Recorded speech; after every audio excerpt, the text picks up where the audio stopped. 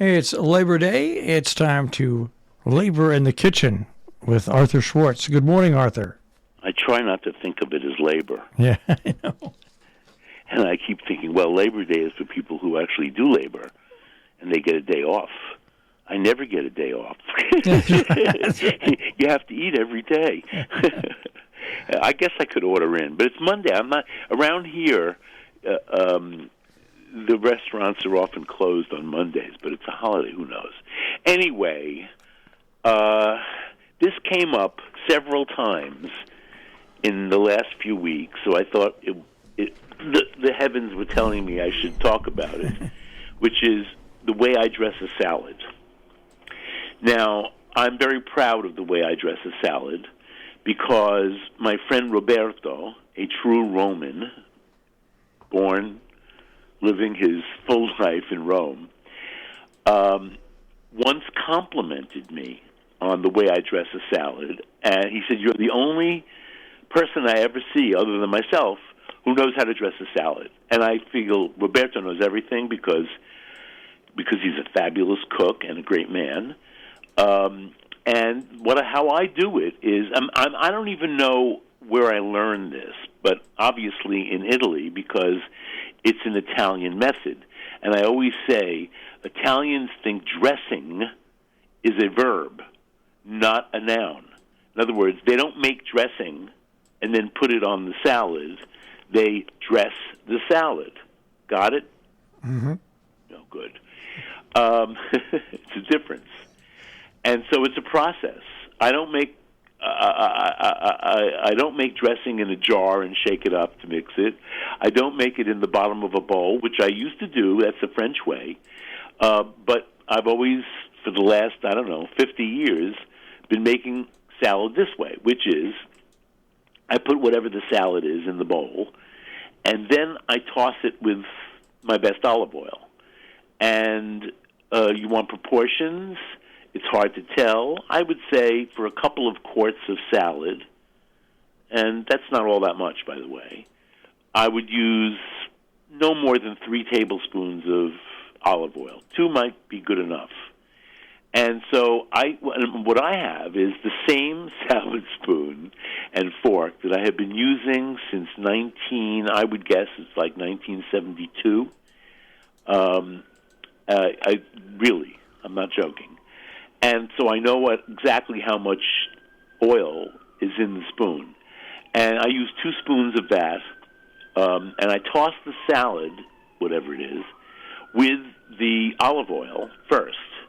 Then I measure out my vinegar. Now, I only use extra virgin olive oil, although I often have more than one, on the counter here. But vinegar, I have an array. Right now, I have 3 different red wine vinegars, and you ask why. I have a rather good supermarket quality one. I'm almost finished with that one, so there's not that much left. I have a very special one that I can't get anymore. I bought it at Coluccio, my Italian market. However, I'm not sure why they even import it. It was very expensive, but it was 12% acidity. Now, most vinegar is 6 or 7% acidity. So that's very acid, and I like that quality because you can use less liquid, meaning less vinegar, to get the same bite, the same acidic edge to the salad. And it also happened to be extremely flavorful red wine vinegar. And when I looked closely at the label, there was an address from where it came from, but no real name. It was just called homemade vinegar. When I went back to buy more of it, there was no more of it. So I'm sort of hoarding that one. Now I just bought another expensive vinegar. It's made from Barolo wine in the north of Italy, in the Piedmont region, and it is also very flavorful vinegar. I've only made one salad with it so far, but I'm really liking it. Then they also have apple cider vinegar. Sometimes I just want that kind of vinegar. I have rice wine vinegar if I'm doing something Asian, I suppose. I use rice wine vinegar less for salads and more for other things. Dressings, certainly. And what else do I have here? There may be, I have sherry wine vinegar. which is a good substitute for red wine vinegar if you like that flavor. They all have slightly different flavors besides the acidity. So I mostly use red wine. Oh, I have white wine vinegar, of course. And by the way, right now, I'm able to buy, only at this time of the year, I find, 1 liter bottles of white wine vinegar cheap, meaning under $3 a liter. And why I'm looking for cheap white wine vinegar is if you're doing any pickling, it's great. And I am, in fact, going to pickle some red peppers to use over the next few months, and I'm going to use that. So anyway, I put on the vinegar, and with the vinegar, 90% of the time, I add the salt, meaning I put the salt in the spoon where the vinegar is going to go. I then add the vinegar to the spoon, and using my fork to stir it around a little bit to get start getting it to dissolve. And by the way, I do this all over the bowl, so that if you spill any, you get any extra, it just goes right in the bowl, and that's it. And then I may have to add another spoon of vinegar. We like here half and half, oil and vinegar. The classic is 3 parts oil. The classic French formula is 3 parts oil to 1 part vinegar. Way too much oil to vinegar for me. I like half and half. And of course, it depends on the acidity of your vinegar, too. You may have to add a dash more or use a dash less. I grind pepper into it. I don't usually put herbs in my basic salads. However, Mr. Harned, with whom I have to eat, often requests oregano. He likes a big pinch of dried oregano in the salad. And by the way, don't bother with fresh oregano. It's just dried oregano. And that does give it a little fragrance. I like that. And that's it. That's the whole thing. Salt, pepper, oil, vinegar, and if you want, you could put in torn fresh mint or something like that. By the way, I have very good dried mint always. And so I sometimes, instead of the oregano, I put in a big pinch of dried mint. That's very good. Now, that's just my basic salad. There's so many different salads. That's the one I get the compliments on. But, vinaigrette, by the way, pet peeve. I hear even people on TV calling it vinaigrette. It is not vinaigrette. It's a French word. It's vinaigrette. So say vinaigrette if you want to be very American about it, but don't say vinaigrette. Vinaigrette is basically the same thing as what I use Italian-wise, except that you mix it all together. Now, I learned how to make a salad French style from a woman I took French lessons from in the early 70s. When I went to work as a food writer, I took high school French, but wasn't very good. And I thought, well, if I'm going to be a food writer in those days, you had to learn French. At least you had to be able to talk food French. So I took lessons from this woman who gave French lessons at her table in her apartment. And you learned the words of the table and, of course, some conversation as well because you were sitting at the table eating together. And I learned from her how to make a salad French style. And what she did was she made the whole dressing on the bottom of the salad bowl, and it was oil, vinegar, salt, pepper, a tiny bit of Dijon mustard, which does help to emulsify the oil and vinegar, meaning make a sort of a smooth dressing. And if I recall, she also put in a tiny bit, maybe a half, of a shallot, minced very fine. And that was it. Oil, vinegar, salt, pepper, a tiny bit of Dijon mustard, and you know what? Good lettuce. So the thing is this, we'll get into lettuce in a minute. Oh, and the shallots, of course. I think shallots are optional, but they make a nice addition, especially if it's going to sit around for a while, because then the shallot flavor spreads throughout the dressing. And what she did was she left this dressing at the bottom of the salad bowl, and then she put her cleaned lettuce on top of it. And in that way, you were able to do it all ahead. The lettuce didn't wilt because it wasn't really touching the dressing. You know, as soon as you put an acid dressing on lettuce, I don't care what kind of lettuce it is, even iceberg lettuce, it's going to wilt, at least a little bit. And if it's a tender lettuce like Boston or Bibb, it's going to or leaf lettuce, it's going to wilt a lot. So you just pile the washed and dried leaves on top of the dressing, and then when you go to serve it, you take your salad fork and spoon, and you, from the bottom up, bring the dressing up, and then turn the leaves of the lettuce around in the dressing, and that's it. So, but a French person might also put that mixture, not in the bottom of the bowl, as I learned from my French teacher, but in a little jar. And you can make that ahead of time, and you can make it in large batches, I suppose. I never do, and keep it in the refrigerator for a while. You could add garlic to it. I would do that at the last minute, really. And you could add herbs to it, whatever you like. And that's it. Now, moving on. That's not the only dressing I ever make. I do make a very good Caesar dressing. I do make a very good blue cheese dressing. I do make a very good Russian and Thousand Island dressing. I think they're pretty much the same, except that Thousand Island has a bunch of herbs in it. If you want to read about Thousand Island dressing, the whole story of that is in my book, Arthur Schwartz's New York City Food, which is still in print, in a beautiful, beautiful softcover edition, if I may say. And it was, in fact, the book of the year, whatever book year it got published, I think 2004. It was the International Association of Culinary Professionals Book of the Year. So I like that book.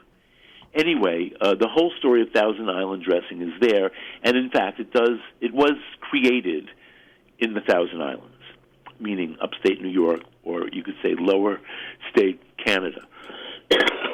Anyway, my Caesar dressing is the one that my friends request, because I still make what you would call a classic, well, it is a classic Caesar dressing, meaning the dressing that was invented by Caesar, now I'm forgetting his last name, at his restaurant in Tijuana in the 1920s. And I make Caesar salad sort of frequently because we love romaine lettuce, and we have a source for romaine. It's particularly good romaine lettuce. I mean, really, sweet, crisp, it's great lettuce. So when we're in the mood for that, I make it sometimes with croutons, but usually without the croutons. So it's a classic Caesar, but without croutons. And yes, sometimes we have chicken on top of it. Anyway, the dressing itself is a tiny production. First, I do this in a mortar and pestle. Crush a nice fat clove of garlic. And to get the crushing going, you're going to have to use a big pinch of coarse salt. I have very coarse sea salt, which is what I use.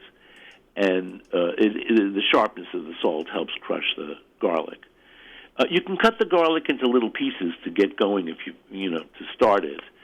But you're going to have to add salt anyway later on. So crush the garlic, and once you get a good crush, add half teaspoon of Dijon mustard and 1 or maybe 2 anchovies. And now keep crushing, crushing, crushing. Now you have a paste of garlic, anchovy, mustard, a dash or 2 of Worcestershire sauce, the juice of half a lemon. Now it's time to add your oil, and so I scrape this mixture, which is now a beautiful base, out of my little mortar and pestle, and I scrape it into a mixing bowl, and to that, I'm going to add an egg yolk.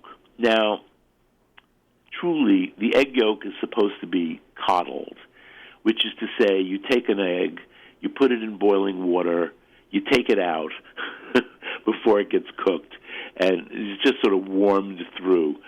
I don't bother with all of that. I remember getting Caesar salad made tableside, and they didn't. They said maybe they said the egg had been coddled, but I think it was a raw egg yolk. And by the way, it works fine. And now that we're not scared of egg yolks and raw eggs anymore, we can do that. So I put in my raw egg yolk, and with a fork in the bottom of actually at this point it's the bottom of my salad bowl. I beat the egg yolk into this paste, and then slowly, I add 2/3 cup of olive oil, which makes a really nice dressing. And as you're beating it, you're going to see it becomes sort of mayonnaise-y. It's going to be a thin mayonnaise. It's not going to be thick mayonnaise. I hate when you go to a restaurant and they say they have a Caesar salad and it comes out actually with anchovy-flavored mayonnaise, something like that. Anyway, that is enough dressing for literally 12 cups, 3 quarts rather, of torn romaine leaves. And that's my Caesar dressing. Now, today, we're going to have salad today, actually. I'm going to make something I haven't done in years, but I was reminded of it by Jacques Pepin. If those of you who are on Facebook should check out Jacques Pepin's videos on Facebook. I'm not sure he does. They post one every day, but frequently enough that there's ample inspiration for weeks of cooking. And one of the things Jacques inspired me to make, I'm going to do today, is his mother's cream salad dressing. And I looked this up, and it's not just Jacques' mother who made this dressing. It's actually a traditional dressing in and around Lyon in France, which is where Jacques Pepin is from. And obviously his mother is from. So it's the simplest thing in the world. But it's only for tender lettuce. So I went out and bought a head of Boston lettuce, which comes in a plastic box with its roots still on. And, it'll stay fresh for a while in that box. We're going to eat the whole head of lettuce at once, however. I'm just going to rinse it and dry it. And then the cream dressing is 1/4 cup, meaning 4 tablespoons, of heavy cream. And take your whisk, tip the bowl. It's not a lot of cream here. Tip the bowl and whip the cream just a little bit, 15 seconds with a whisk, just to make it a little frothy. And then add, I'm saying, a tablespoon of vinegar, and because I don't want to make it pink, and my vinegar is a pretty dark red, I'm going to use my good white wine vinegar and salt and pepper. That's it. In fact, Jacques salt and peppered the cream before he put in the vinegar, because what vinegar will do is sort of clot the cream and make it thick. And this reminds me of another thing that I was inspired to make by Jacques Pepin, which is posset, which is heavy cream with some sugar. And then you add lemon juice, and it becomes this wonderful cream dessert. The cream firms up, and it's like a pudding, but even smoother. And this cream dressing, I suspect, is going to be also have one of those sort of velvety mouthfeel from the clotting of the cream, very slightly. Now, I don't know. I'm hoping that a tablespoon of vinegar is going to be enough for 4 tablespoons of cream. I'll tell you next week. It'll be enough. It'll be enough. I'll tell you. Yeah, we'll see. Anyway, I'm looking forward to that. Believe it or not, things to look forward to. Cream dressing. Anyway, today's Labor Day. Most people are out there barbecuing, I guess. Well, not up here. We're finally getting the rain we've needed. And not here, because I hope it's going to rain any minute, because right now the humidity must be 99%. I mean, the air is so heavy. This is why we're going to eat salad today. I'm also going to cook a little something in the morning that we can eat later, because I know it's going to be in the 80s and horrible. Humid. It's funny when you talk about dressing a salad. I used to buy bottled salad dressing, but I don't. I have red wine vinegar and olive oil, and I also make a comeback sauce that it's kind of Comeback? well, it's kind of like a comeback sauce is a cross between a comeback sauce and a Thousand Islands in French. I put a bunch Well, of stuff into it, and it ends up tasting really good. there is a real name for French dressing. I'm not remembering it right now, but there is a real name. And, they sell this in the supermarkets now. Peter Luger dressing, it's become very famous. It's nothing more than French dressing. What we used to call French dressing. I wouldn't pay $10 for it. I think did I say this before, but I did buy a bottle of ranch dressing not that long ago because ranch dressing is the most popular dressing in America. And we're sort of into eating wedges of iceberg with whatever kind of dressing, like I make blue cheese dressing with real blue cheese and sour cream and a little mayonnaise. Is really good. So I wanted to see what the fuss was all about with ranch dressing, but now I make my own ranch dressing, and my proportions for that are easy.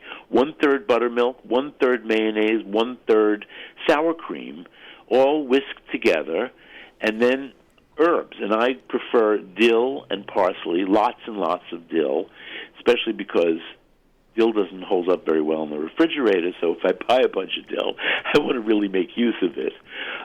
And some parsley if you have it, or mint is good. Fresh mint is great in a ranch dressing. And then garlic, the essential. I grate my garlic with the microplane, but you can just chop it finely, or very finely, and put that in, and as much or little garlic as you like. And a couple of glugs of Worcestershire sauce. That's my ranch dressing. Salt and pepper. Comeback sauce is a Southern tradition, and I didn't realize it until I saw somebody on TV one day talking about it, because it's almost like my Thousand Island dressing. It's mayonnaise, ketchup, Worcestershire sauce. Wait, mayonnaise, ketchup, go ahead. Worcestershire sauce, Dijon mustard, hot sauce, smoked paprika, garlic powder, black pepper, you do that to your taste, and salt. And you stir it all together.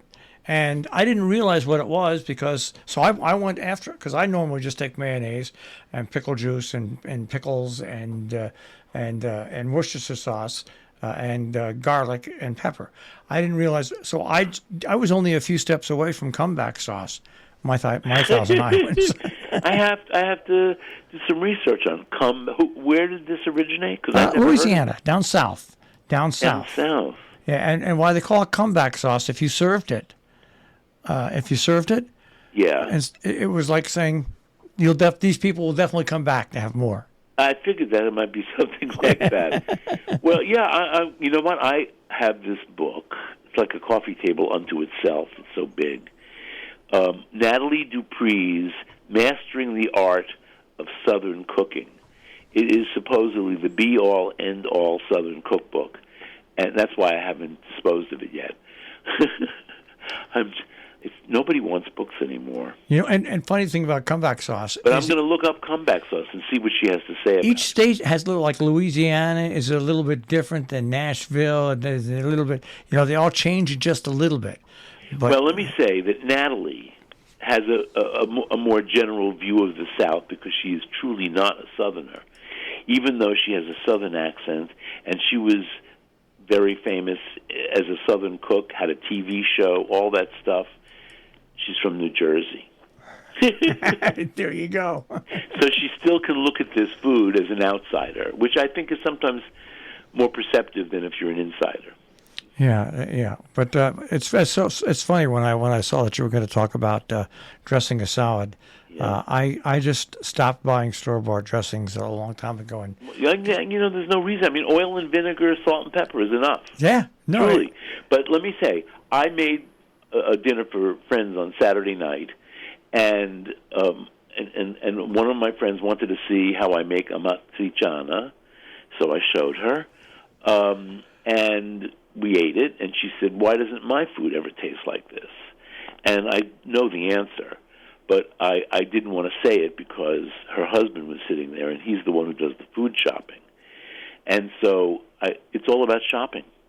It's all about the quality of the tomatoes I use, the quality of the pancetta I use, the quality of the olive oil I use. And there's nothing else in there except a tiny bit of onion. So you have 3 ingredients plus a tiny bit of onion. Those 3 ingredients better be top quality if you want it to taste top quality in the end. You can't buy, and one of the questions I got was, why don't you, because she saw me crush a can of tomatoes. She said, why don't you just buy crushed tomatoes?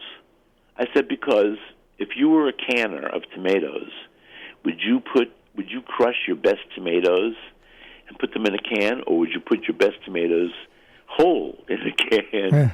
And she got the point, you know. I mean, the whole tomatoes, just by virtue of being whole, are probably better quality than the ones that got crushed and put in a can. Anyway, they make the thing taste good, okay? And I have never seen crushed San Marzano tomatoes.